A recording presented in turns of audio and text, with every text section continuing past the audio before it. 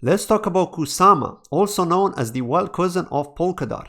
Now, many are under the impression that Kusama is just a test network and nothing more, but the truth is it's more than that, and hopefully in this video you'll learn why.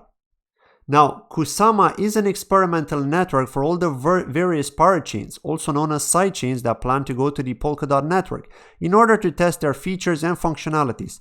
However, Gavin Wood, the co-founder of Polkadot, has said that he plans to see Kusama grow into its own independent ecosystem with not only unique parachains, but also with lower cost as opposed to Polkadot. Now, in the future, Kusama will connect to Polkadot, which means that all the parachains on it will also communicate to Polkadot's network, including its parachains. Think of the potential there of all the dApps being able to share data across the two ecosystems. Now, to give you more in-depth info on Kusama, there is a coin on the Kusama network which has the ticker symbol KSM and which is used for governance, to be able to vote for proposals from the community or referendums from the council for code changes.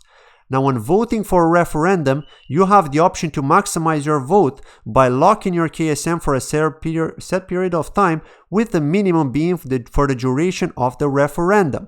Of course, you can also stake KSM for up to 21% return on your investment.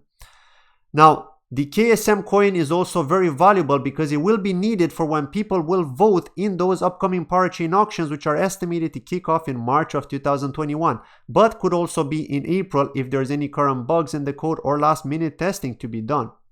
Now, think of KSM like the coin required for you to participate in a token sale in which you don't actually lose your KSM, but instead you lock it up for a set period of time from 6 months to 2 years, and after being paid in the winning parachains token, you'll also get your KSM back when the lockup period expires. Just make sure to keep that mnemonic passphrase in a safe location. Aside from the parachains, there will also be parathreads participations, which you could think of as pay-as-you-go parachains.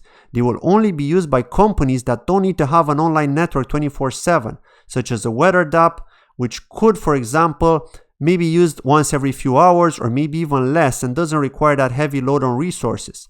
Now, KSM has also been listed on a number of large cryptocurrency exchanges like Binance, Huobi, and will likely get listed on Coinbase too in the near future.